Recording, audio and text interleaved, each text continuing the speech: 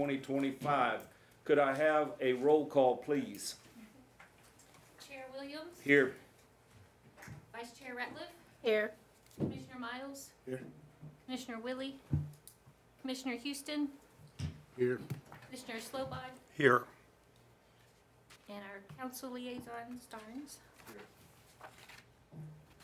Okay, if you would, let's stand and do the Pledge of Allegiance, followed by invocation. I pledge allegiance to the flag of the United States of America and to the republic for which it stands, one nation under God, indivisible, with liberty and justice for all. Heavenly Father, we thank you for this glorious day, for your presence in our lives. Lord, please guide and direct each one of us and be with us here at this meeting and help us in our discussion and the decisions that we make, that they all might be pleasing to you and in accordance with your will. Lord, we ask all of this in the name of your Son, Jesus. Amen. Amen. Do we have any citizens' communications?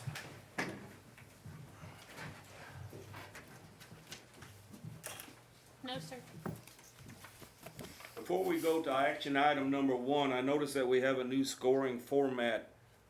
Who's in charge of that? It's modified a little bit from what we normally use. Make sure we're all on the same page for scoring. Can somebody? Yeah, it's the same question that you traditionally ask, but it's in a checkbox format instead of a point format, and then you can grade that criteria, so you can set that standard if you want now, but it's no different. So we can do it 1 through 7, or we can do it 10 points per, or however we want to do it, right? However you want to set that standard for your commission, yes. With that having been said, action item number 1, consider and take any necessary action on appointments to the Planning and Zoning Commission for terms expiring 2/24.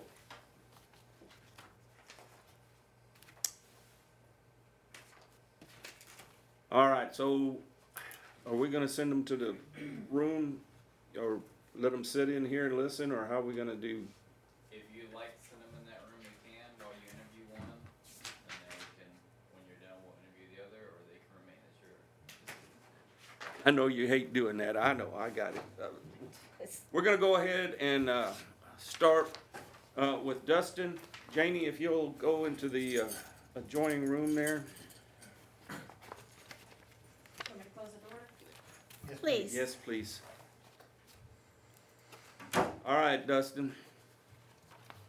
Tell us who you are. Good afternoon. My name is Dustin Higdon. I am a licensed massage therapist and massage therapy instructor at Austin Massage Academy. I have my Bachelor's of Applied Arts and Sciences from Texas State University, primarily business and entrepreneurship. I have my own business that I operate called Less Pain Massage that I am getting up and going here in this area.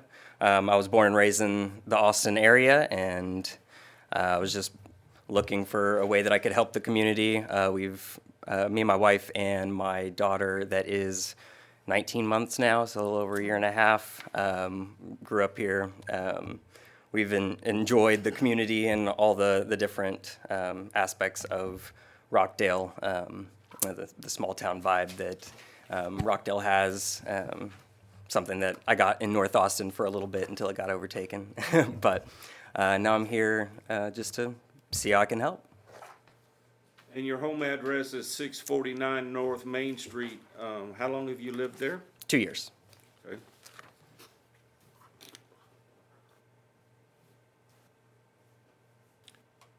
And you said you had a business. Is it currently in Rockdale?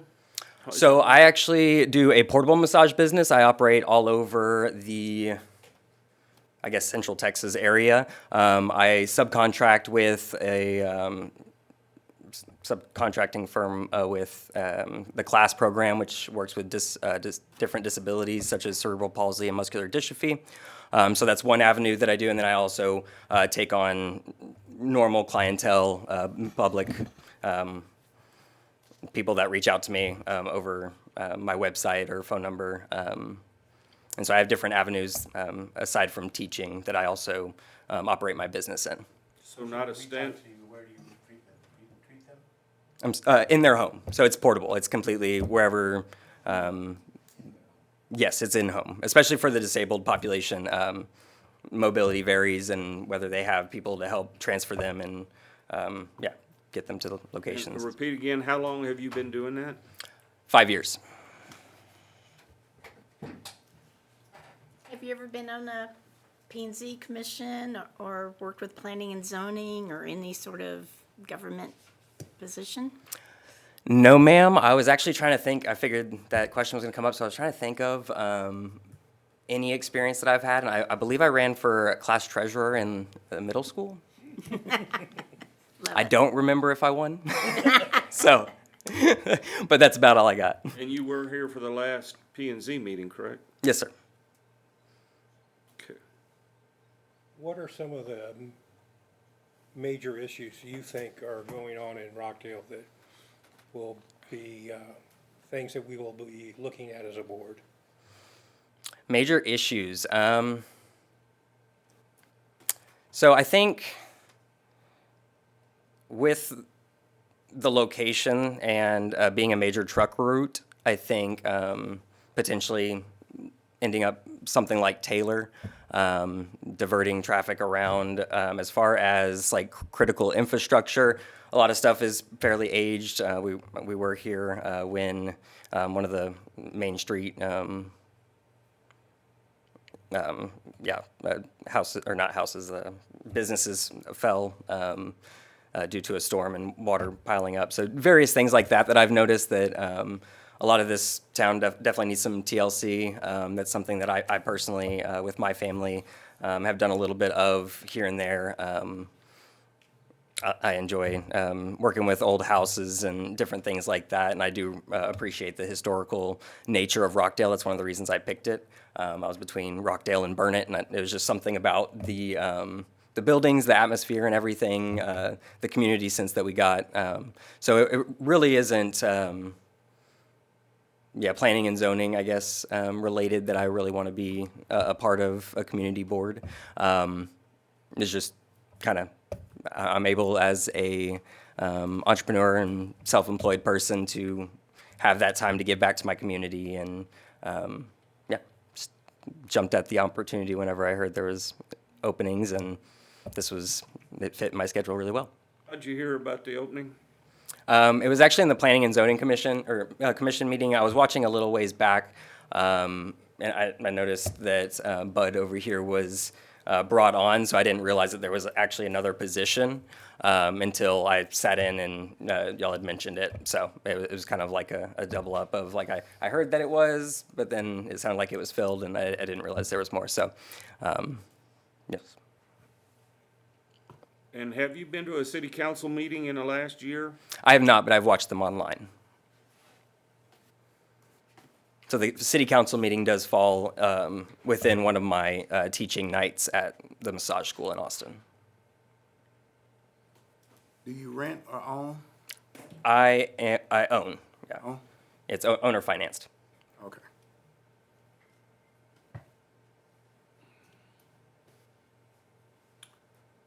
Any other questions? Is your wife from here? Did you say? She was born and raised in Hutto, well, pretty much raised in Hutto. She was born up north somewhere.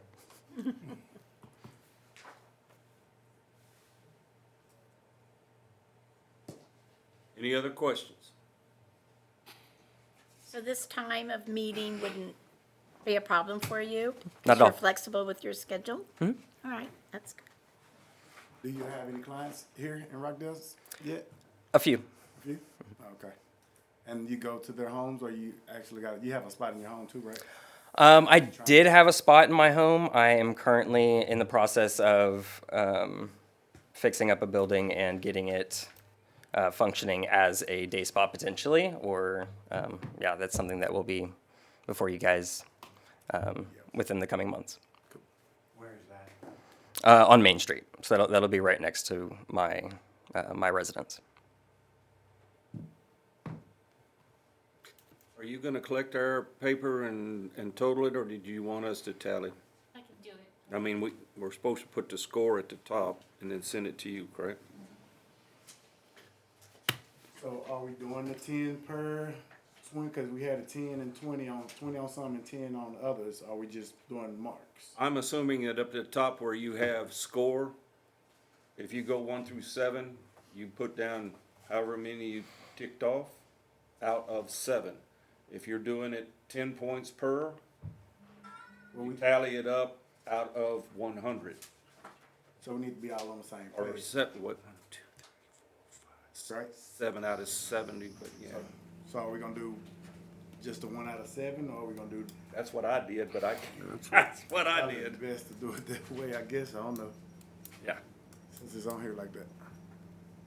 Thank you. You can be seated. I don't know if that door locked behind itself or not. Could you check it for me? See, he should be going in there, right? Yeah. So you swap out with it. Yeah. I just got knocked on the door. In other words, you did 3 out of 7. Yeah. Well, I gave Or a, not, I don't have your number, but yeah. Yeah. Yeah, that's, yeah.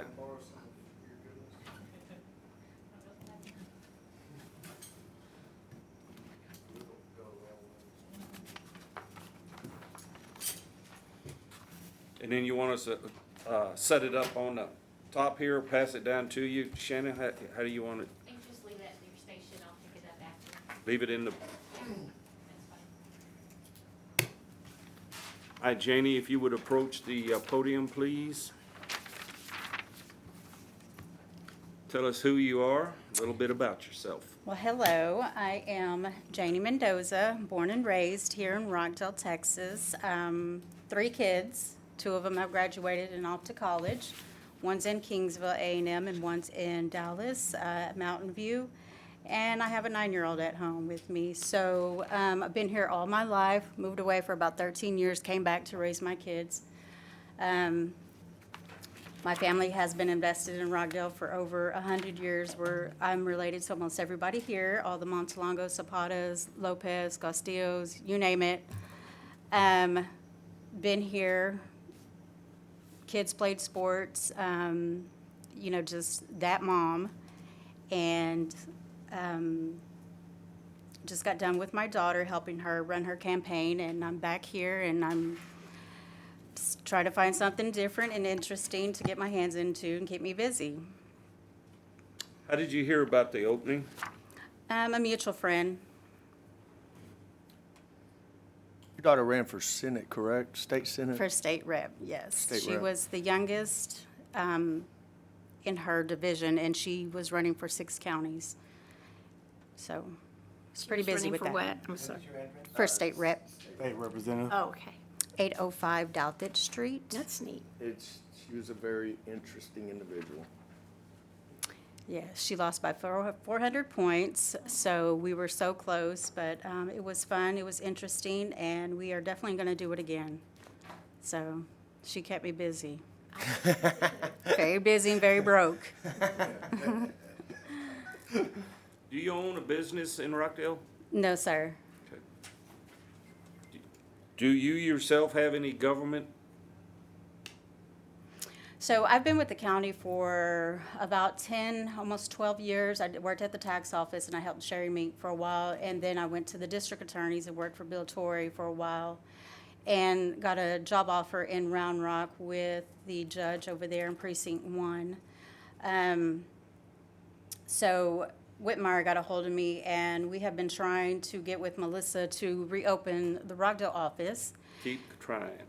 It has been a lot of work, definitely a lot of work. So that's what we're working on right now, is trying to get that open and running for, the elderly here in Rockdale, so they're not having to find transportation to go to Cameron and stuff like that.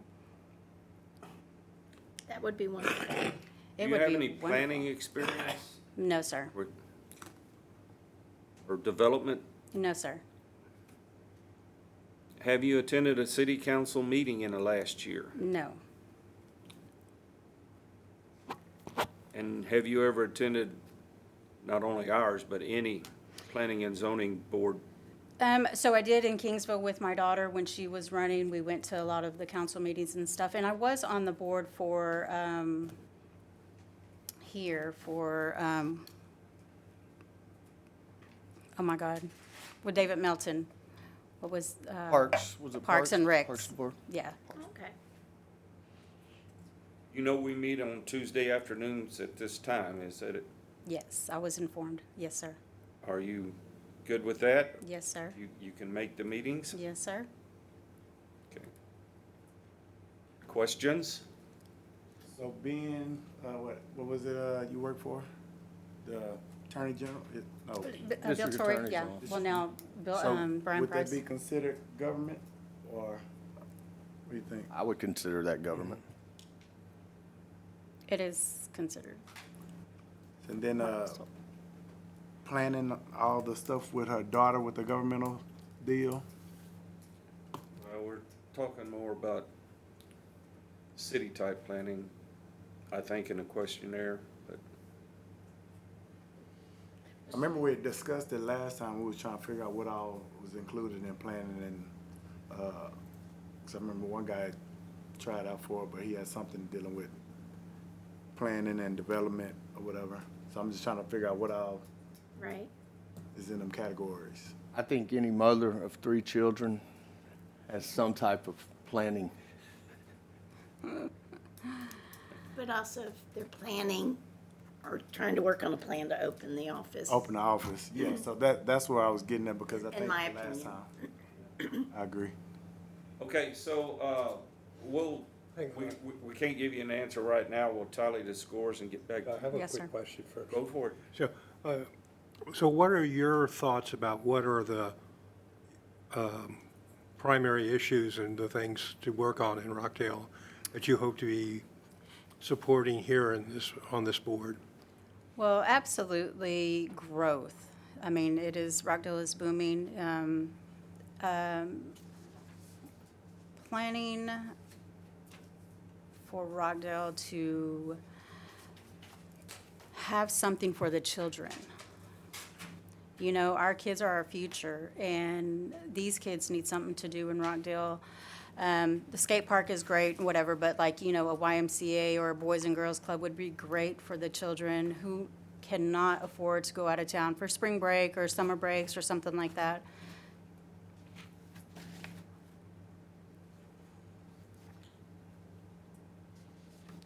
Any other questions? Even Let if it's, him even if back it's in. to get the elderly out of their house, Yeah. Wednesday night bingo or something for the Right. elderly. They have to wait in the conference room while you deliberate? I think it would be better if we just contact them.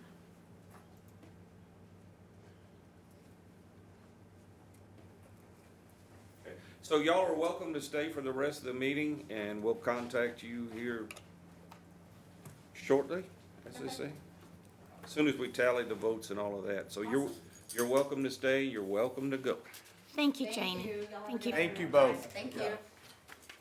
Action item number 2, consider and take any necessary action on a recommendation to this city council regarding a short form subdivision submitted by Martin Gutierrez for property located at 801 Shelton into 2 lots. Quick question, real quick, review by our name? Initials, name, Okay.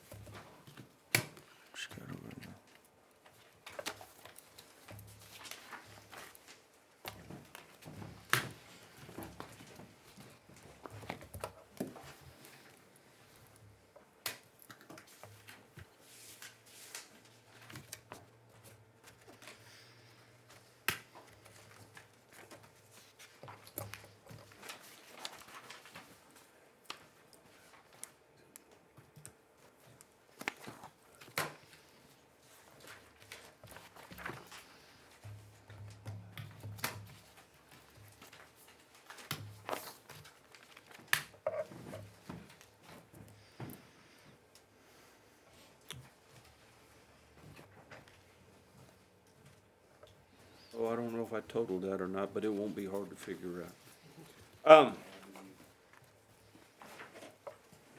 Greetings, Mr. Blanchard. Hello, Commission. So we've got a plat, and I apologize that it's very difficult to read. I actually had to contact the surveyor to enlarge this a little bit to try to make it legible. I've given you in your packet as big as I can make it to where you can hopefully see what's happening. So I'm gonna point it out. So in the blue here that's colored that light shade, this is actually within a floodplain, that portion of the lot. That's why that is denotated that way. You'll see a little yellow mark right here, which is an electric easement. Now within that easement, they're proposing what's in the dark gray in this rectangular shape here, a permanent access easement. The reason that they're doing a permanent access easement is if you look at how they're splitting this lot, they have lot 1, which is going to remain about 3.6 acres. And then they have that small portion on lot 2, which will be fully in the floodplain. Lot 2 does not have access to any type of public right-of-way, so what they're proposing is do a permanent access easement to public right-of-way. One of staff's comments is if they're going to do that, they're going to have to dedicate that easement in perpetuity, which means forever and always, to that property, no matter what the ownership is that will be on that land for that lot to service. That does not meet city code, so this plat can be denied because of that. The only other comments that staff had was they had a rear setback line of 14. It's just a typo. They meant to put 15, so they need to correct that. And then they need to change the date from 2024 to 2025. And this is the same situation where to provide access, it'd have to be a full street, like we ran into with the, No, not on this one. The last one was a property that's not landlocked. It was just tied to unimproved right-of-way. This one is not. The way they're splitting this would not have access to any type of right-of-way. So we wouldn't ask them to dedicate a road for us to build out through their property.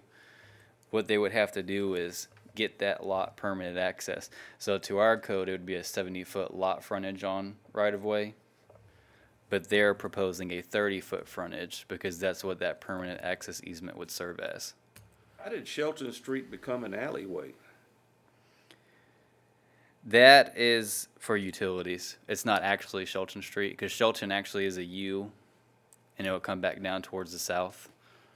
And so next to it is where utilities are, and we have our water and sewer lines that run through there.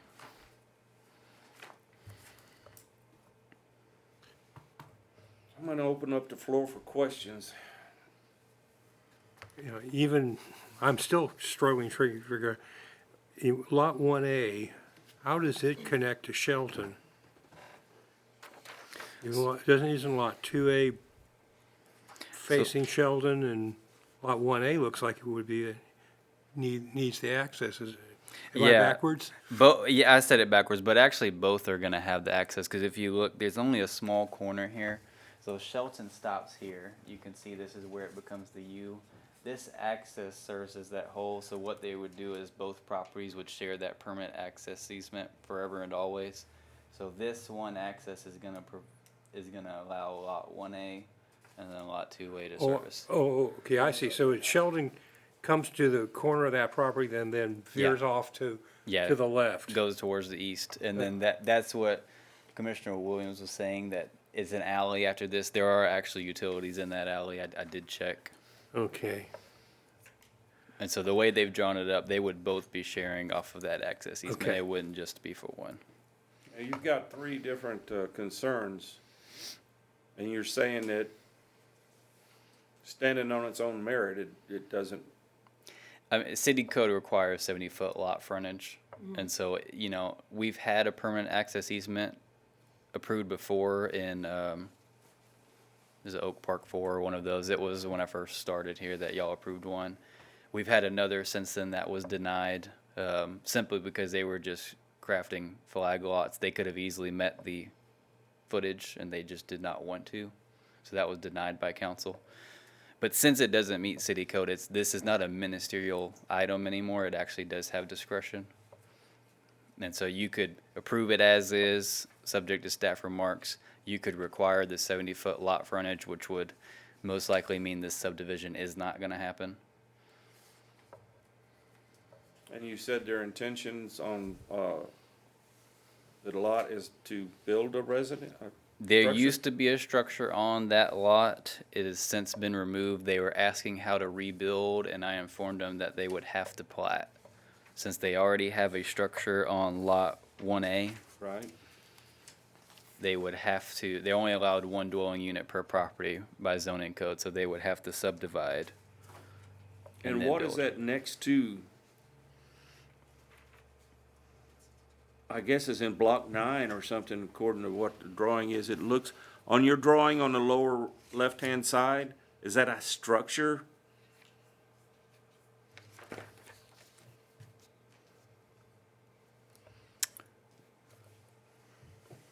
I think it did say it was a Are you structure talking on about there. this right here? No.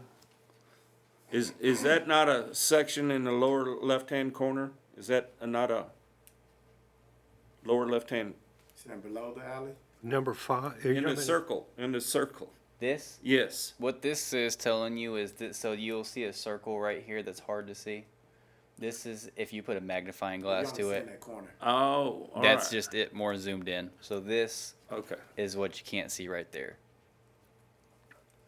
You're right about That's what a little trick that surveyors will do. You are very correct about that, yeah. Yeah, this was the most difficult plat I've ever had to read so far in my short career. Ben, can you look at this and point this out on here for me on Google? Which corner is it? Okay, so Shelton is gonna be this corner, so that's. Tim, it's 2:00-ish. This is the property they're certified, so this is the existing structure that you see right here. And then this is the property that's gonna be located right now. So we have utilities that come in here, and this is the alley that shows, and this is the street. This is the house, this is the house. This is somebody else's So- house, and this is their property. For Dustin, he got a 7 out of 7, a 5 out of 7, 3.5 out of 7, and 3 out of 7. And then Charles did not score him. Mm-hmm. And the Dennis got a 3 out of 7, a 3 out of 7, 5 out of 7, and you and Charles did not score him. So, based on that, they scored higher. Okay. Okay. Thank you, and I'm sorry I have to leave. Want me to announce that now? Well, you're gonna have to make a motion to make a recommendation to council. Somebody likes to make Okay. Which way are you really leaning on this, Ben? I mean, Because you've interfaced with the people and you understand the situation better than we do at this point in time. Looking at it, it's almost like they, go ahead, Ben. well, you know, if it wasn't in a floodplain, it'd be a really simple item. It would just be a question of the permanent access easement. You can develop in a floodplain. It's just going to be a more detailed process. You'll be hiring an engineer that would create plans that essentially would let the floor wash away if you were to flood and the house to remain where it is. So it's doable. It doesn't meet city code. You know, as far as precedent, we've approved one before and then we've denied one. So it has been a 50-50 split since I've been here. Can they get insurance in a floodplain? I believe you can, No flood insurance, probably. but yeah, you'll definitely be getting flood insurance, you know, because that's what. And the reason I'm asking some of those kind of questions is, are we gonna get ourselves No, in a the- bind, and is this precedent setting? No, I mean, this plating is on a as basis, so you can only set a precedent so far because you're going to have property that comes before you that would meet state code that it should be approved, or you would be providing a hardship on them, which you're not allowed to do by state law. And so as far as this item, you wouldn't be creating a hardship. If you were to approve this and they want to build, what they're doing is hiring an engineer to develop a house that would be able to be within a floodplain, which is doable. I mean, you know. And they've been advised that, you did point that out. I don't know if the surveyor had that conversation with them. I did not realize this was in the floodplain until I received this document.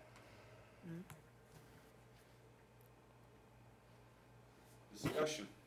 Does, if we say this, does this also have to go to city council? This will, yes, because it does, it's a plat that does not meet city code. So whether, let me get this straight. So if we say no, it doesn't go to city council, it just ends. It will go to city council no Either matter way. which way you vote. You're Okay. just gonna be the advisory board So on we this get one. it- Yeah, when he said ministerial, just key phrases, FYI, when it becomes ministerial, it automatically, whether we even have a quorum or not, moves forward. Okay. Yeah, and ministerial means it must be approved. It's not a discretionary item, and so state law sets out what those parameters are. One of them is meeting your city code. Since this does not, it's no longer ministerial. So you'll actually act as the advisory board on this one and make your recommendation to city council for them to make that ultimate decision if they would allow this to pass or not. So right now, it's just land, and it used to be a structure on there before. There used to be a structure on there. They essentially want to rebuild, and so they're proposing this build out. I imagine the existing structure that was there did not. It was not a floodplain built home, as it was an older structure, and so now they would be coming to that new standard. So they would have to, like I say, have an engineer and build it correctly to be able to withhold Yeah. the flood. Essentially, they'll submit plans, they'll submit elevation drawings, and they'll essentially tell you how they're going to build it, the height that they're going to build it, because a engineer will tell you how high that flood water is going to get every 100 years, and so they'll have to build. Typically, we require 2 foot over the flood elevation. Our home program goes through this all the time, even if it's not in the floodplain, just because the state requires us to do it. So it's a newer concept, but it's an understood concept from engineers and city staff. The homeowner just may not be aware that this isn't a floodplain. Is there not a new structure on that back part now? The back part on lot 1A is not in the floodplain. And so that's their property currently. There's an existing home on there and they put an accessory structure back there. But they're talking about building a new home on the lot that they're breaking off here. And that would be a structure that, since it's a permanent structure that's for living purposes, would have to be built to a floodplain standard. So on a 30-foot wide lot, are they going to meet all the setbacks, be able to? What the surveyor has drawn out, it's hard to read again because I've colored it, but there are some dashed lines. You see the 25-foot building setback. They will meet your setback requirements in this rectangular area here. That's where they can build out. It would be possible. Is this Ace Plumbing? This is Martin's property. Okay. Mhm.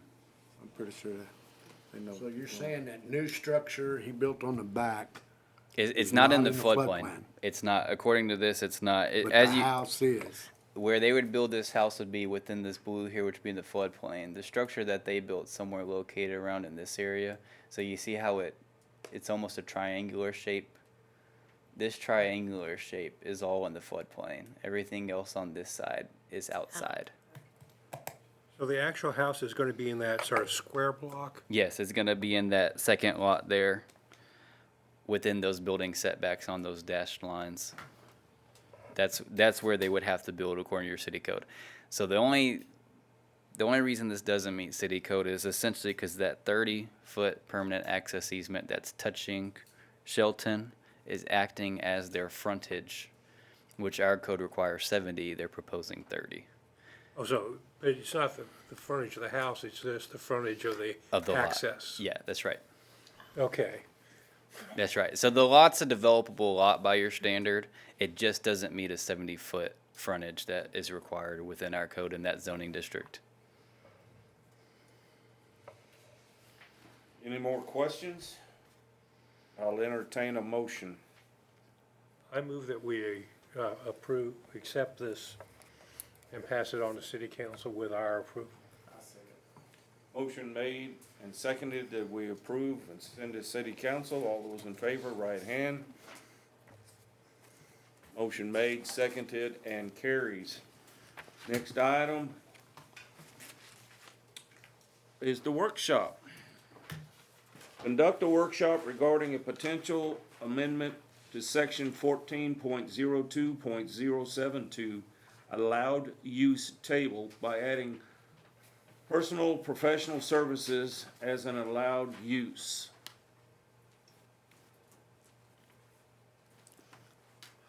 Okay, this is the application that Dustin was alluding to during his interview. And so we received the request to allow for personal professional services. It's not listed on our allowed use table, so standard criteria would be he would come before you with a code amendment request. You would determine if you would like that as an allowed use within your city limits, and if so, where that zoning classifications would be allowed. And so this is a workshop item. I don't have an ordinance before you to review because I want your direction before I craft that. And so I've given you a list of different cities and how they've handled this certain item. You'll see there's some that don't have a use table at all, so they were silent on the issue. There were some that require, like the city of Nolanville has a home-based business code in their conditional permitted use section. So theirs was a little odd because they say that you get a conditional use permit, but it's also allowed by right, which is an odd way to do that. It's either allowed by right or it's a conditional use permit. Because what a conditional use permit takes is typically city council and planning commission approval for that use in that zoning district. So you'll see in the allowed use table there's an S, and so those are special use permits. So if a developer comes to city staff and they say, I want to start a personal professional service business, and you've adopted as an S, then you would see each applicant that the city sees, because it's an as business basis if you're going to allow that or not. That's a route that you can take. You can allow it by right if you choose to, or you can remain silent on it, which would mean it's not an allowed use. But I've given you different types just to see which direction you would like to go. The city of Henderson was an interesting way that they handled their home occupations. They have 3 different types. It's on your second sheet of that. A type 1 is what we require. So I've given you our home occupation code. It's pretty short but sweet. And it only allows for 1 employee. So their type 1 allows for 1 employee. It's allowed by right. So if somebody comes in with a home-based business, they would allow it subject to you have 1 employee. But if you come in with a different plan that either has the employee that does not reside in a residence, so you hire outside, whether it's a family member or an actual employee, it could be allowed, but it would take a special use permit. And the same with their type 3, if there's going to be multiple employees, like 3, that don't reside in the residence, then they could receive approval if they get a conditional use permit. Do you have a feel for what the permits cost in those cities? Typically, those permits don't have a fee associated with the permit. It's usually going to be done by a fee to request to speak before council or as in a code amendment. So the way we handle it is somebody has a proposed code amendment, they pay a fee typically. I think it's $100, but I'd have to double check. And that would be considered their permit fee because they're requesting that amendment. Tim is probably versed in this. He's probably faced this before in his, or has he discussed this with you? Or? Well, we discussed it. You know, I actually used one of his communities to see how they've regulated that. It's the Red Oak, and they do not require that. They do not require special use permits for that action. And you'll see another one later on that they did not require. Is this future thinking, or people just don't want to address it, or they don't have the enforcement to? No, I mean, a lot of people, it depends your community. You know, a lot of communities don't want to be very specific about what they do and don't allow because then you get a lot of code amendments. And so what you'll see some do is some are completely silent on it. They don't have an allowed use table. I wouldn't recommend going that route. We have an allowed use table. Then you'll have some like ours that are very specific uses, which is good in that you know exactly what you can and can't do, but it would be bad as in we've received this request for a use that typically would be allowed within the city limits, but it's just silent on our table, which means it would not be allowed. And then you have others that go to broad terminology. So they'll say, you know, storage is allowed, but it's a broad context of storage, so if anything fits the bill of storage, then it would be allowed. Go ahead.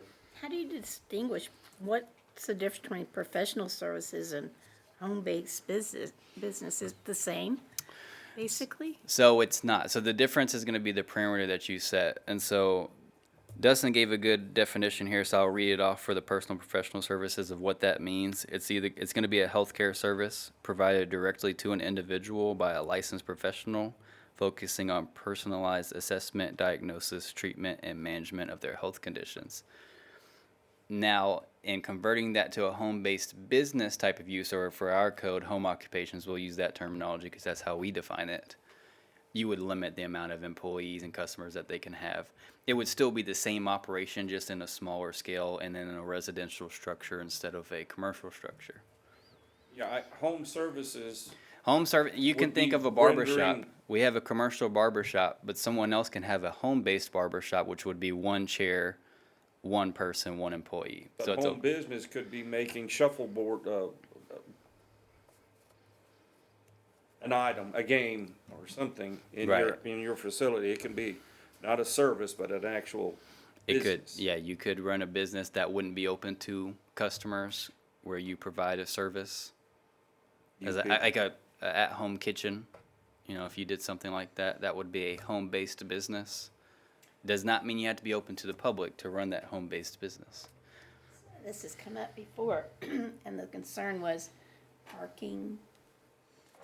If So, you and have we a client. just Well, actually it said opened it up to where you can only have two clients at a time, no more than two? Is that what it What was? we have is that on number 3 on the item that I gave you, that a home occupation cannot be open to the public at any time and can only allow one external customer, which means that they're setting up an appointment to be at your place. Didn't it say in there also it cannot generate traffic?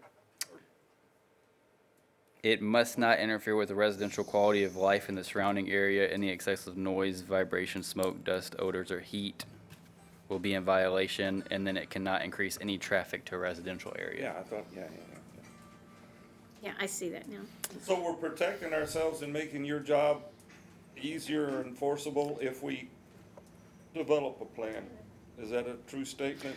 Well, yeah, there's a plan in place. You know, the question at hand, there's 2 questions for you guys. The first is going to be, do you want to allow this use in the city altogether? We have operating businesses that give out massages that would fit this criteria that you would be bringing into compliance. And the second question would be, is this a use that you would want to allow within a home, barring that the home is being used as a residency first and a business second, because that's how our code is set up currently. So the code is set up currently to allow, but it just don't have that business specifically? It doesn't have the use of business, so it's actually silent, so it wouldn't really allow. So these existing businesses that operate in that manner have an existing CEO. And so if they came to if someone new came in and wanted to open a personal professional service type of business, the first thing that city staff would tell them is you need to get a code amendment before I can give you a certificate of occupancy to operate. And so Dustin just happened to be the first in line. And so he's asking you for And that. how would you define, I'm sorry, Okay, that's okay. how would you define professional? If someone wanted to be able to give a So massage? we're setting up the definition based on his, which I found pretty helpful, that it would be a healthcare service provided directly to an individual by a licensed professional that would focus on personalized assessment, diagnosis, treatment, and management of their health conditions. The license or certificate would be, So they would have to have a license, and they'd have to be providing that healthcare service to that individual. That's what the definition is set up currently as. You can alter that to how you like, if you'd like to list specific uses, or if you'd like to leave it broad, so that way it can be a staff interpretation of that. We're not opening the door for not-so-professional business. but it would have to come to us at this point, right? Right now, it's not allowed. And so what you can do is you can either keep it not allowed, you can require that each one has a special use permit that you would see each application come in that city staff would receive to operate, or you can allow it by right, which means you're not going to see it unless they're asking for some sort of variance from the council. So the special use will bring it to us first before we allow. The planning commission reviews special use requests, and then you make a recommendation to city council if you would like that to be approved or denied. And how do we put teeth in it? How's it enforceable? So a business can't operate without a certificate of occupancy already, so there's teeth in that regard, and so what you're doing is setting a standard if you're gonna allow that or not. And then you create a code, so you can be as specific as you want, where you state that in a special use permit, you wanna see these items. You know, we've done that a few times with boat and RV storage, if you can think of that we required a site barring fence and security system and lighting. Or you can allow them to bring a business plan and a special use permit, and then they provide a presentation to you for approval. Now, regarding apartments, multifamily type situations, we're still using the term residency. Because what it is what this home occupation code allows for is you have to live in a residential dwelling unit as a primary use before using it for any type of commercial activity. Questions? Could you repeat that, what you just said? So your home occupation code, the way it's set up is if you're going to have a dwelling unit, which it could be a duplex, it could be a single family house, it could be an apartment, you have to live in that structure, and that has to be your primary use before you start any type of commercial activity. So you can't go buy a house and then turn it into a commercial business. The home occupation code wouldn't allow for that. You would have to live in that house, it would have to keep its residential qualities, and then you would operate a business within there that necessarily from the outside looking in would not look like a business. It would look like a house. Okay. Right. It would look like a house, but it just has a business that operates within that house during hours that aren't open to the public. And then you would remain in that house when the business closed, and you would live in there. I would think most apartment complexes would have a, Stipulations on that? They could, and that would be for each apartment complex to handle, just because the city code would allow it, there could be a lease agreement that would say you can't do Right. that, and they would operate that on their own. or even the HOA. Just similar to deed restrictions, someone may come in here with the plat for approval. The city doesn't regulate deed restrictions, so they may get approval, and their intention was to build an all-wood home with no masonry, and they may be in a part of town that has a deed restriction that requires a certain amount of brick. Well, they're gonna have to put a certain amount of brick on there because that's their deed restrictions. It's not a city-enforced issue. It's the same with apartments. If they have rules that would say you can't operate a business no matter what, you'd have to follow their rules. Or if there's a development with an HOA that says the same thing. Yeah. This is under workshop, so we're not really an action item, but Right. All of these items today are on workshop. I didn't prepare you any ordinances because I wanted your guidance before I give you an ordinance. You'll see it at your next meeting, and then we'll really critique what I've written and decide how we want to move forward. I just need direction on if you want to allow it by right, if you want to go a conditional use, special use permit, if you want to be silent on it and say that you don't want that inside your city. I like the special use idea where they have to come to us and bring it to us and we allow it versus just opening up and people just opening up businesses in there. So, yes, I guess the concern, if it's by right, it sounds to me that would be hard to regulate unless you got Right. complaints. Right. If it was allowed by right, what would happen is the city would issue a certificate of occupancy, so we would see it when it first opened, and then after that, it would be a complaint basis of if they were operating in hours that they shouldn't be operating in, if they had too many people at their establishment, whichever way you're gonna do it, it's gonna fall into a complaint basis at some point. But since I'm trying to be clear, I decide I become licensed and I want to do, something out of my house. Do I have to get a new certificate of occupancy, even if it's by right, to add that to what I'm doing? As a home-based business, no. As a Okay. commercial business, yes. Because Okay. commercial businesses, you would be changing a use. And so it requires a certificate of occupancy. Home-based businesses are a little different because even though you're going to run a business out of your home, your primary use is still the residential quality that you were using beforehand, which would not call for that. But having a client come in to whether it's some type of healthcare provider, that's not a home-based business by your definition. Is that what I understand? It's something different. Any operation outside of your house would be considered a home occupation. Now, what you would do is you would define what businesses you're going to allow to fall within that parameter. Personal professional services is not an allowed use anywhere in the city of Rockdale. So Dustin can't buy a commercial building and start that business without having this code amendment happen. Mm-hmm. And he can't run a home occupation with that business use without a code amendment. But we could make that business part of that, Of professional services. with professional services as part of the standard home business. Mm-hmm. You can add it to that list if you'd like, and then on your allowed use table, you can say you allow them by right in commercial areas. You don't want to see their plan because you're not worried about it, but maybe you want to see what their home business looks like. And so you could say, I want a special use permit for any residential property, but it's allowed by right in commercial. It doesn't have to be a one-size-fit-all. So if I gave them 4 options, first, we're not gonna deal with it at all. Second is give you direction on special use. The third one would be allowed by, what would be my 4 options? I just lost my train of Like thought. it's So it would be to not allow it.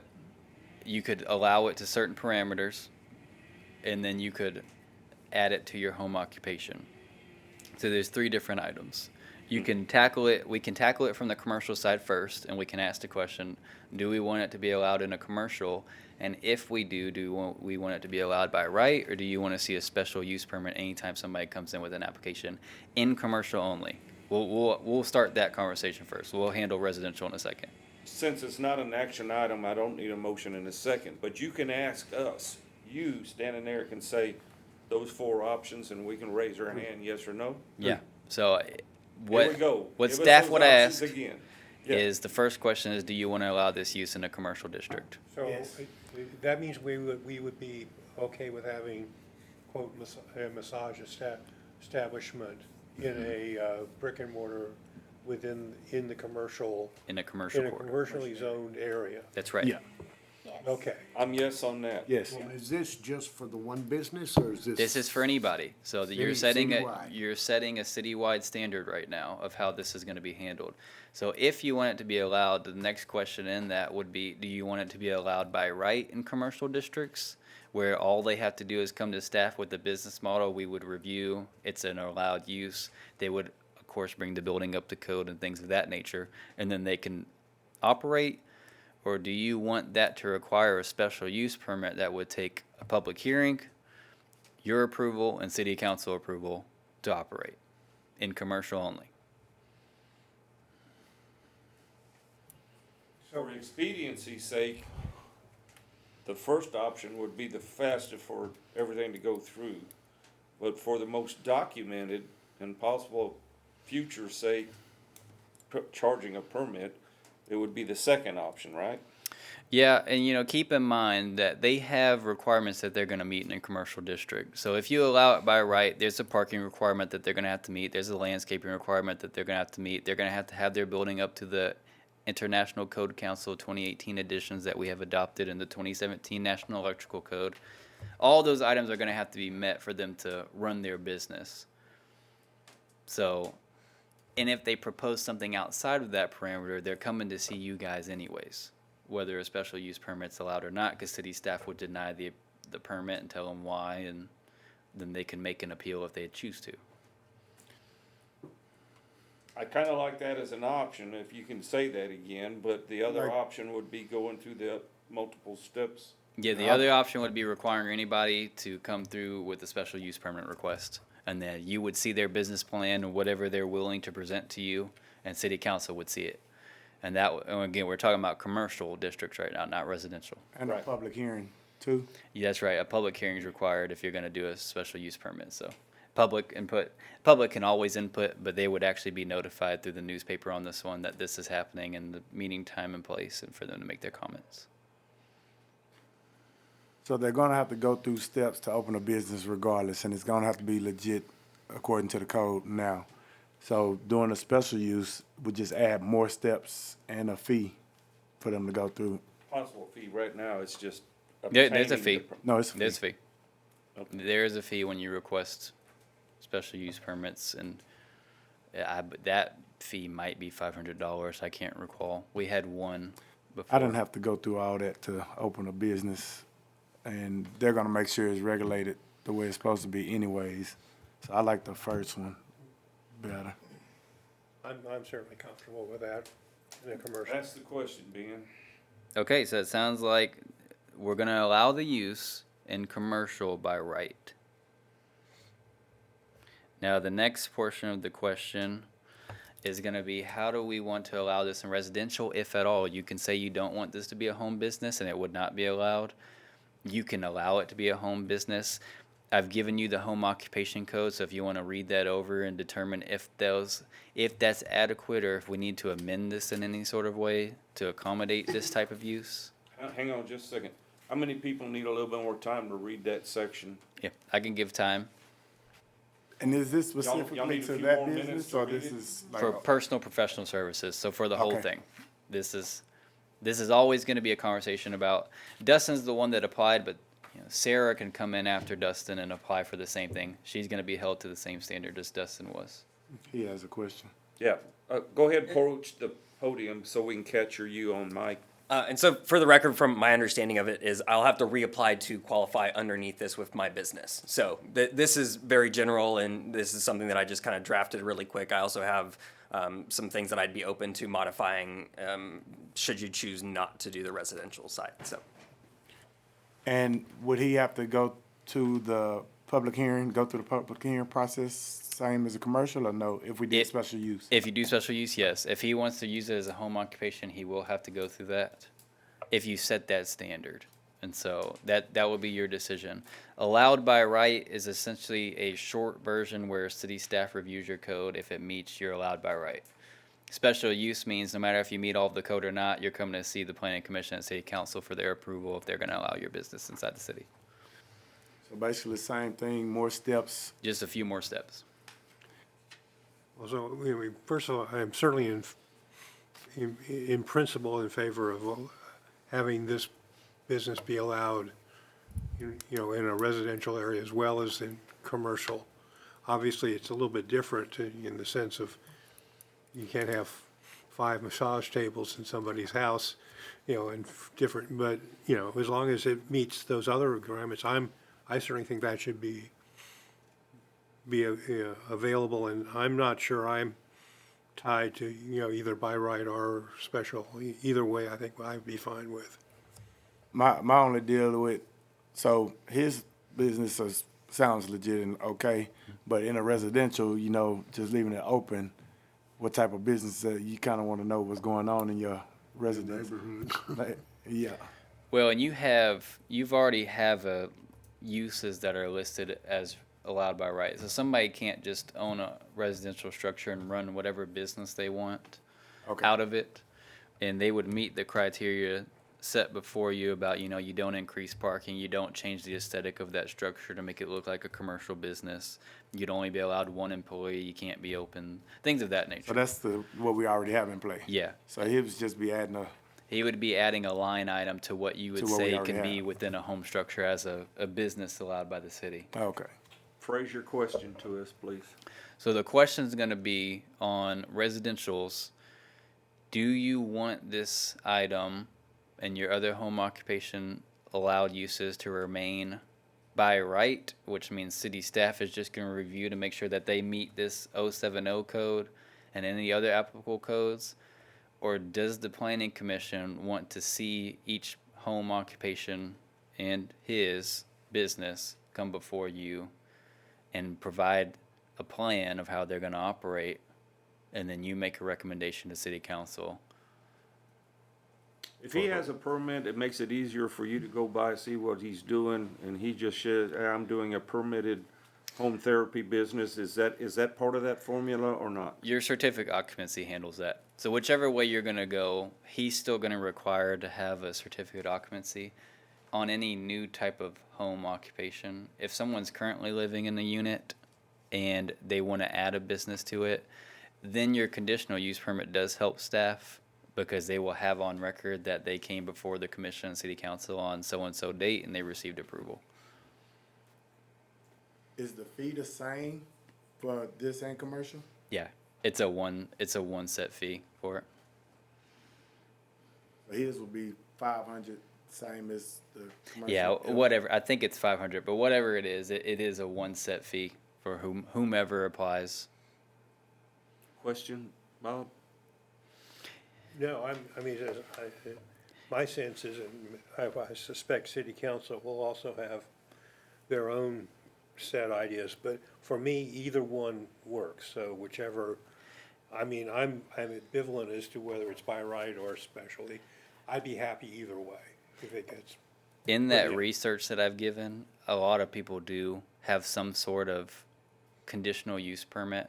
Some cities handled it where the one that I was telling you that was a little odd. They require a conditional use permit, but it doesn't become before the city council. What they do is they've gotten with city council prior and they've essentially set this bullet point list of criteria that has to be met. Staff would look at that, and if you met each checkbox, and you would get a conditional use permit to operate your business.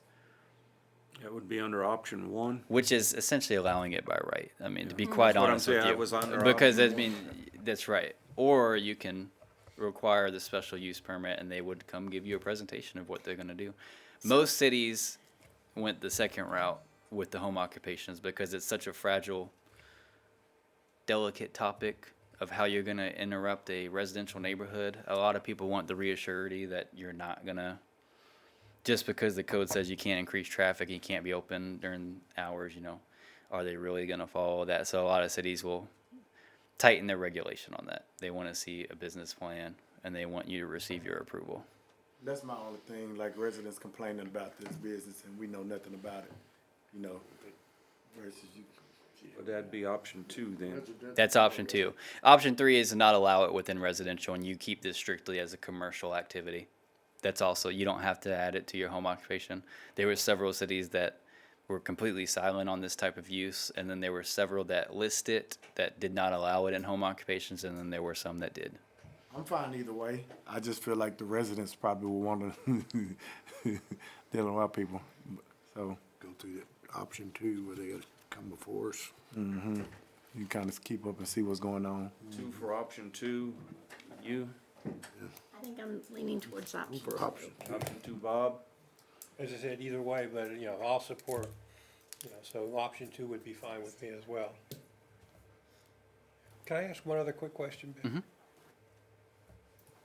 We started commercial, is that because it has to be okay commercially before it can be okay in a residential area? It doesn't have to be, but typically it would. You typically wouldn't say that this business can operate in a residential that would be a more strict type of zoning, and then you say on a more lenient one that we don't want to see it. It'd be an Okay. odd way to do that. So that's to make us seem at least somewhat consistent. Yeah. Yeah, I don't think I've ever seen a home occupation not be allowed commercially. Okay. But I could be wrong. There could be a city that's taken that leap of faith. This is the one I sent you the message on typo.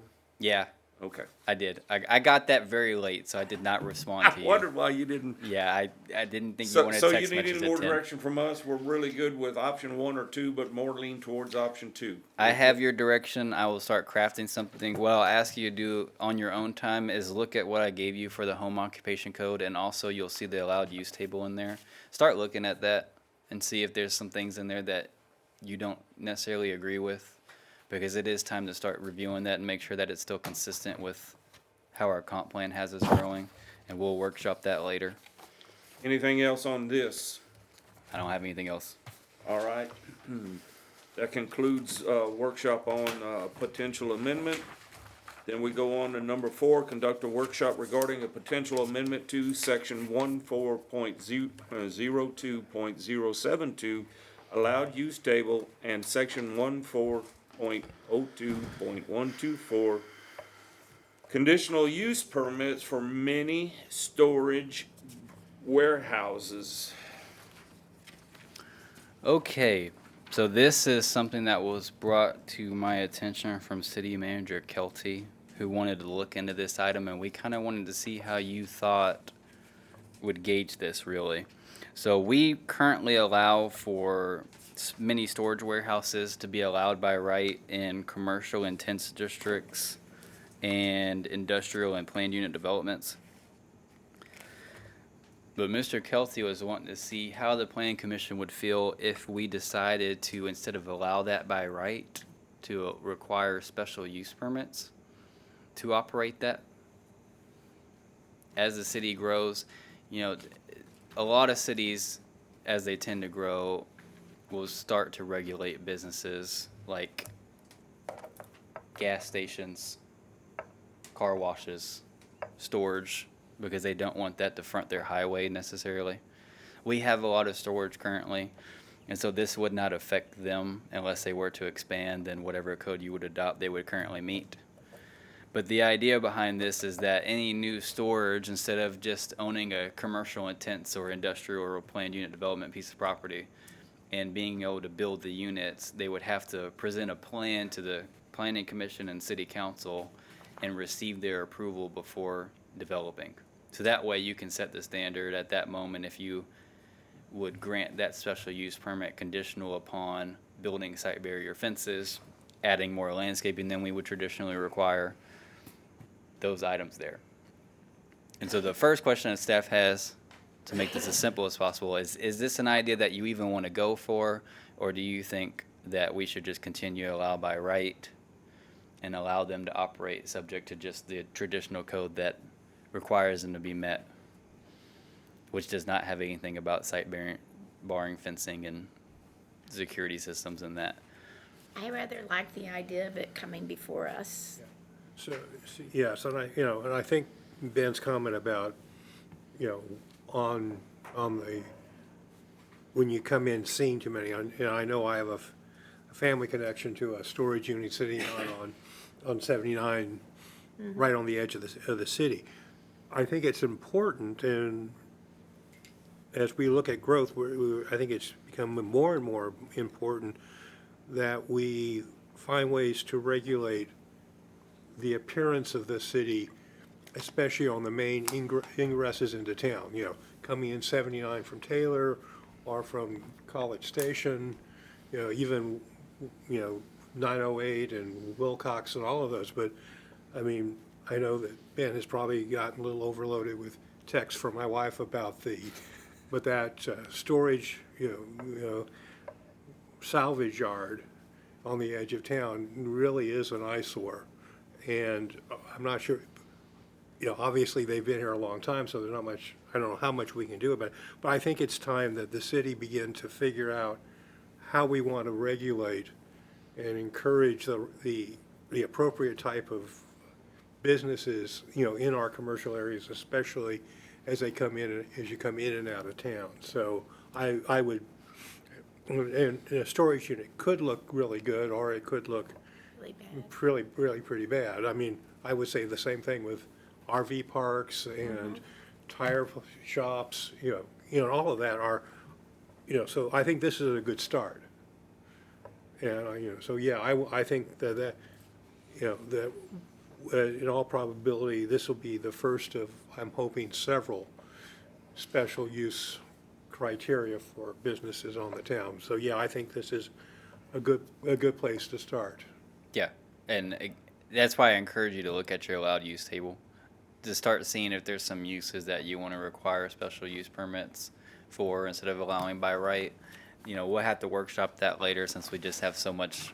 We had so much to get to on this meeting. I did not want to overwhelm you guys with the complete amendment to that. We have some ordinances in place regarding tire shops of how they're regulated and items like that, but we can look further into items. But that is the idea on this, is to start regulating some businesses that you would like to see have a nicer appearance. And when they come in, you're still allowing them. You'd allow them to come in and operate, but you would just ensure that they maintain a certain level of cleanliness and as you enter the town So if we or do you this, through the town. I'm sorry, but if we do this for storage buildings, can we add like RV parks and some other entities? So RV parks are not an allowed use inside the city anymore. And so what this does is when you do a code amendment, it only affects new properties. And so existings remain as is unless they want to expand, then they come to your current code. And so if you can think of the manufactured home park by John Williams property out there on Cameron, they had to build a masonry wall and put up a fence due to they wanted to expand. They came in for a zone change. That's when you start to get these businesses as you have to update your property. So if you were to adopt a special use permit for storage and someone wanted to expand, it would take a new certificate of occupancy. What staff would tell them is that if you want to expand, you're going to have to get a special use permit. And that's when they would see you would see their plans. They could choose to never expand and they can remain as is and stay there until they close their doors. And what do we have? The tires, go ahead. Go ahead, I was gonna ask about tire shops. Is that why, by credit union, Don's Tires, he had to clean up that area and they started putting the tires up and got a truck, he had to get a truck. Was that already in the use? This is the first year It's where well, this is like the second, and I'm working on how to properly regulate that because tires is such a hard thing to regulate. But we adopted an ordinance about 2 years ago where tire businesses have to register every year. They're only allowed to have a certain amount of tires on their property, and they have to store them in a way that wouldn't allow for water to pool inside of them and cause a mosquito issue. It's a very long ordinance. I can send it to you after this meeting if you'd like to see it. I know And he had cleaned his up they pretty cleaned it good. because of that, because Right. we wouldn't allow them to register without, you have to meet the code. So you have to clean your property and store the tires properly before the city's gonna say, you're a licensed operator. What about Steve's? Have he? Steve's didn't. And so I've sent the ordinance to the attorney to review, because tires are a newer item that Texas is dealing with. If you go to any Texas city, one of the things that they're gonna tell you is that tires are a problem. And essentially tires have a 2% lifetime on your car and 98% of the rest of their life is in a landfill somewhere.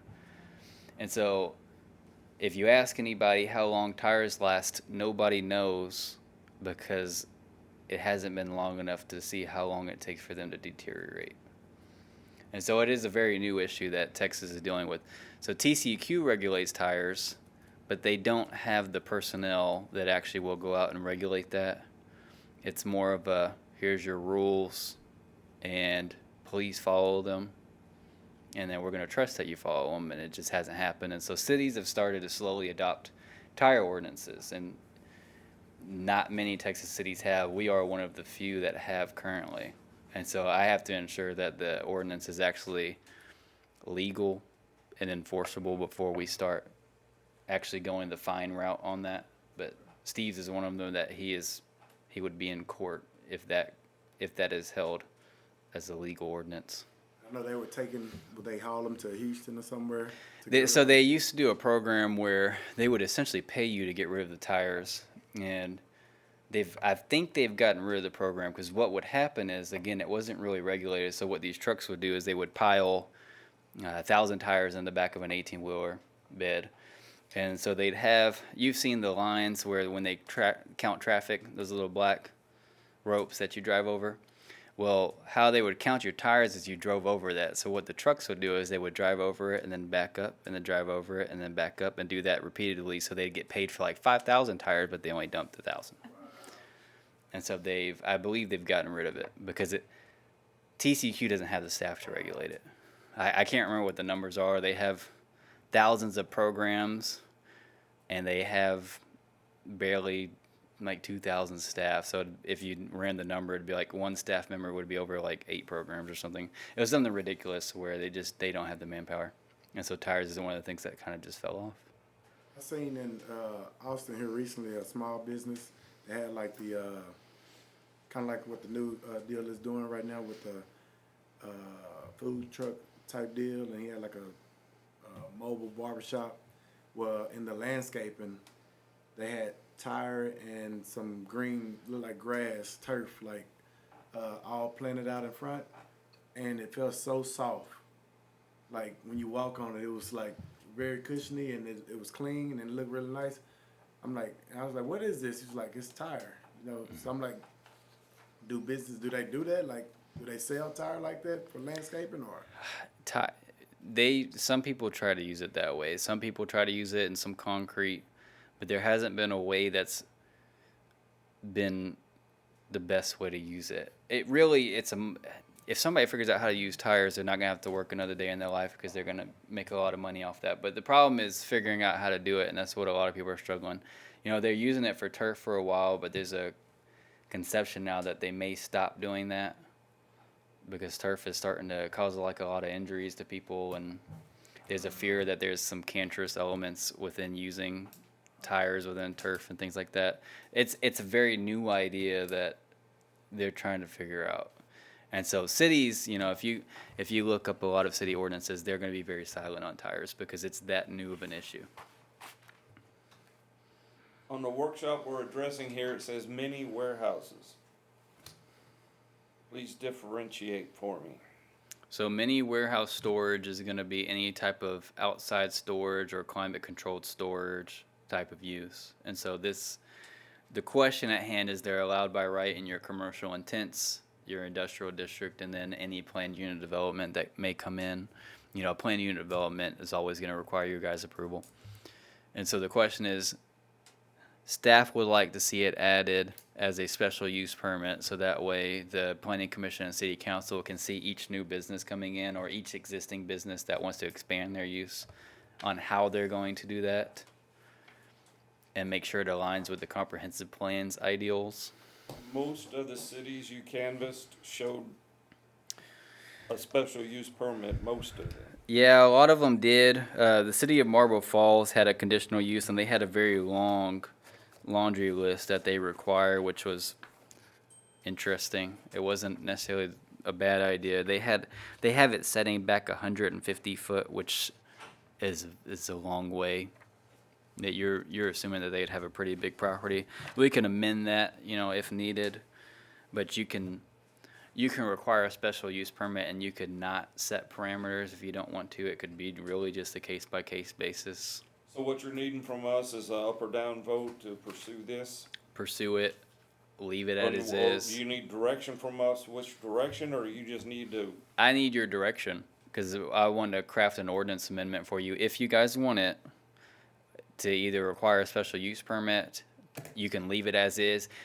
Option one, special use permit. Option one is special use permit. Option two is leave it as it is and it's allowed by right. Or option three is you could remove it from the table and nobody can expand their business again. Option three's out for me.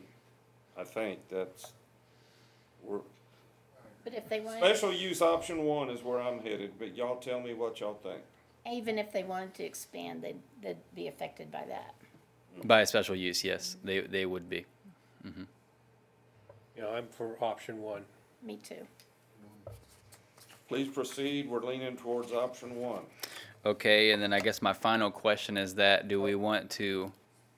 Option one is special use. We want to go with option two.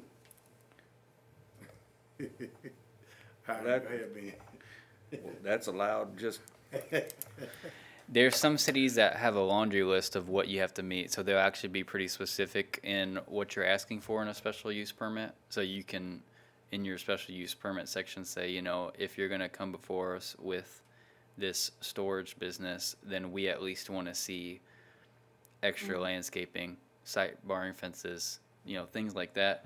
Or you can leave it discretionary. It is perfectly fine leaving it discretionary. I just wanted to ask the question if you want to leave it discretionary so you can do as a site by site basis, or if you want to set some type of criteria to where at least the developer knows what they're expecting when they come in for a special use permit.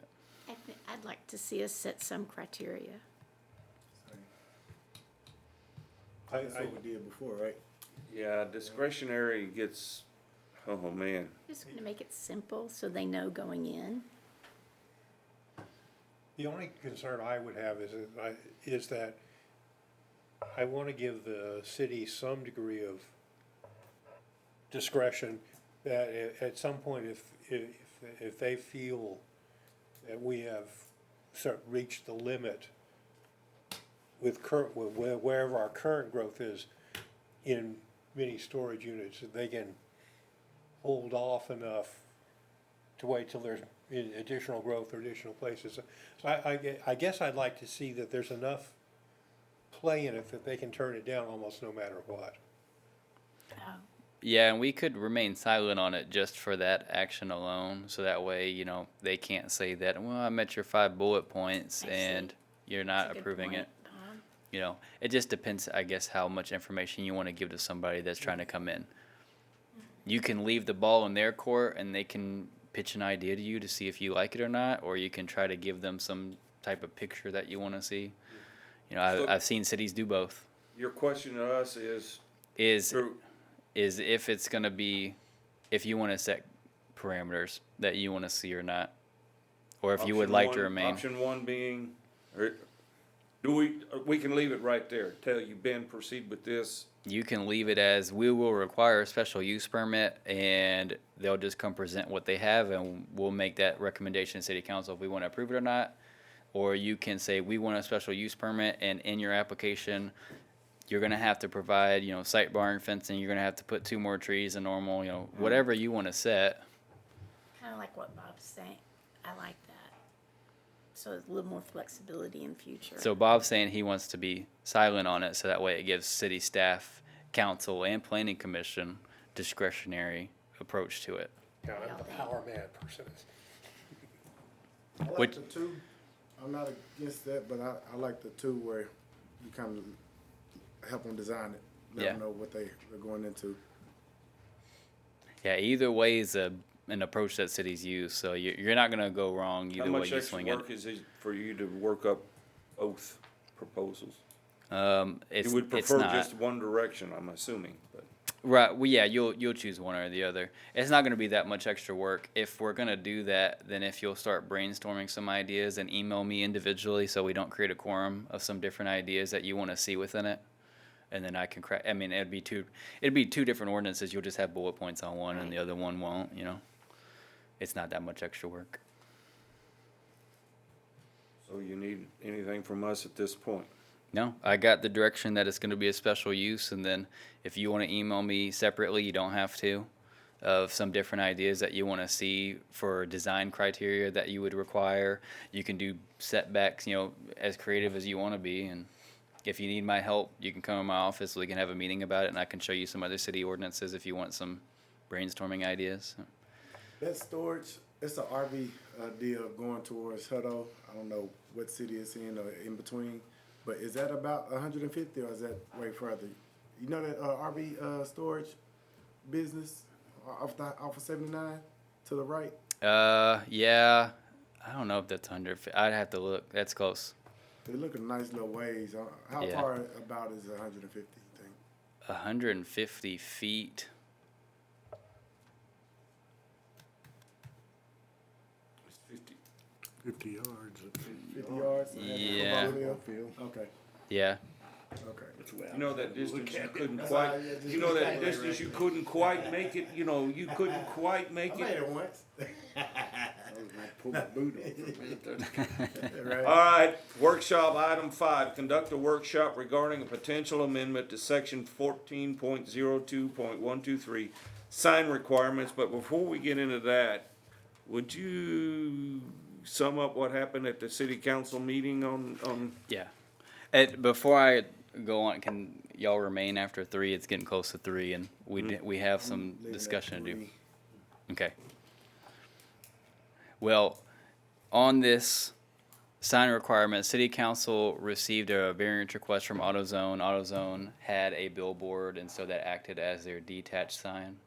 And they wanted to put up it's called a single tenant freestanding sign. Other people will call it a pole sign. And they wanted to do that, but since they had a detached sign already, they had to ask for a variance request. The city council denied that and required them to put in a monument sign instead. Same thing happened with the Dollar Tree they wanted to do a sign, and the city council, theirs was a little different. Their sign lights up. They could not meet what our requirements are to minimize their sign brightness. And so city council said, well, you can be this bright if you do a monument sign. And so they also installed a monument sign. So in those two actions, they asked the planning commission to amend the sign code to take out pole signs and start setting standards for more appealing signage than your typical pole signs would be. And so our sign code is a very outdated sign code, to be quite honest with you. And so the way that we handle sign brightness currently is by foot Lamberts, which is a type of, my knowledge of how that works is essentially it's a reflection. So if I shine a light on this wall and the wall bounces off, if you take this measurement here, that's your foot Lamberts. But when you talk about sign brightness, Direct light is lumens. yeah. Typically. And so I have a sheet here that I printed out to try to explain what staff would essentially go with. And so there's different standards. So I'm going to read this off to you just so it can make the most sense. So there's a thing called illuminance, which is the amount of luminous flux per unit area. And so there's a lux, which what that is a standardized unit of measurement of what the light intensity is. And then you have what's called a foot candle, which is not a traditional use for that same intensity.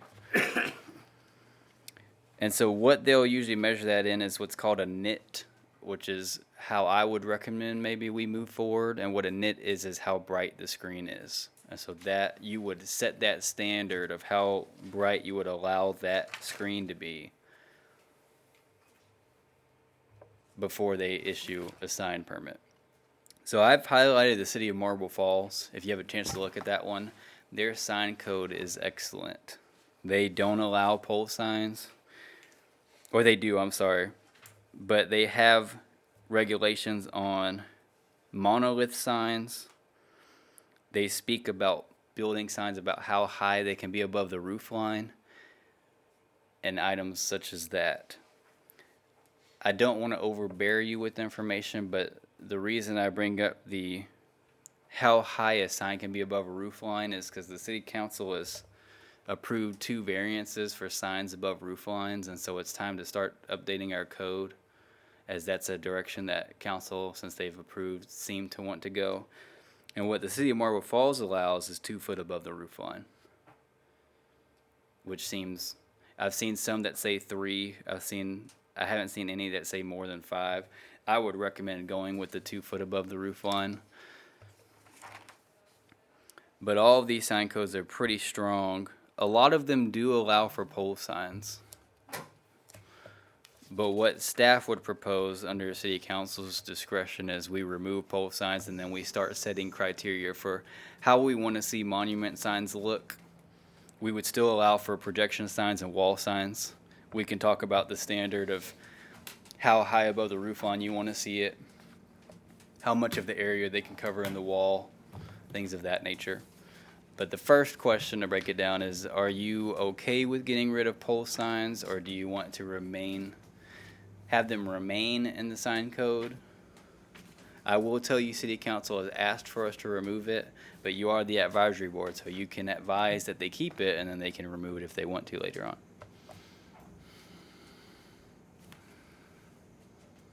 Can we wait till the next meeting to do this? Is that We possible? can. Or do they want it like ASAP? No, I mean, we can do it next meeting. I will just tell you if we hold off because of the time, I won't have an ordinance amendment, but we can still hold a workshop and we can discuss it, because this is gonna take a lot of discussion. Because there's gonna be a lot of different. Standards came from what TxDOT told us, especially in the downtown. When we were crafting a signage deal, we had to, yeah. Yeah, And golly, it's been on the books 15 years, I'm sure.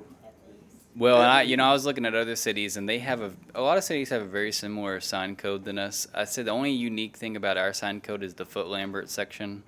A lot of cities don't measure by that. They'll either go by foot candles or they'll go by nits, things of that nature. That's a typical sign of luminance. And some of them are dealing with different zones, different signs, different zones and all that. We don't want to go that route, right? We can have that conversation, but that's your discretion. A lot of cities do go by zoning. I would just go by the sign type. What I'll tell you before you leave and before we get into the last item quickly is we cannot regulate by what the sign says. So the Constitution allows for freedom of speech. So when staff gets a request, staff does not read what's going on the sign. All that the sign is looked at is to determine what the type of sign is. So is it a business sign? Is it a real estate sign? What is it? And then it can be allowed in these areas under this criteria. So I remember Daniel asked last meeting, or maybe the meeting before, about profound language or cursing on the sign. I've seen cities put stipulations in that it's really vague, but they'll say you can't have obscene language and gestures and things. And in a perfect world, that's enforceable. I just don't know. That would take asking an attorney if you can actually do that, because you're getting into the portion of where you're limiting what their speech is, which is a constitutional right. So and more like a curse word. So cursing out a police officer is a crime, right? Is it like a I don't know. Can be. Yeah, I don't know that. Something small. My opinion, my direction, I would tell you to proceed with the sign ordinance and include it more on the monument type Okay. Signage and include terms of measurement like nits. But that's where I'm. Well, I'll tell you what I'll do. I'll draft something for you off the cuff, and then we can talk about it later, and I'll show you what the changes are, and I'll give you the old ordinance, and we'll work from there. I don't expect that to be the final draft, so pick at it as much as you like, because signs is a thing that we need to get right, and so that's perfectly fine with me. If you'll open up the last item, I'll explain that quickly, and we'll let them leave. Number 6 is conduct a workshop regarding the Rockdale Mid-Century Diagnostic Report. I'm not going to give you the report. I just want you to have this. Please keep it, because what this is this was part of our comprehensive plan package. And so what it does is it analyzes what our code is, what's the strengths of it, what's the weaknesses, and how should we move forward. And so in the future, I plan on having more workshops with you guys. I apologize in advance for that, but we needed to start discussing what our game plan is, because we are tasked with giving updates to City Council on how we're moving forward with the comprehensive plan.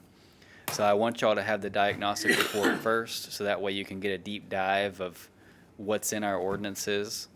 We can start to discuss game plans of what you would like to see staff start to work on, so that way we can workshop and get these ordinances corrected.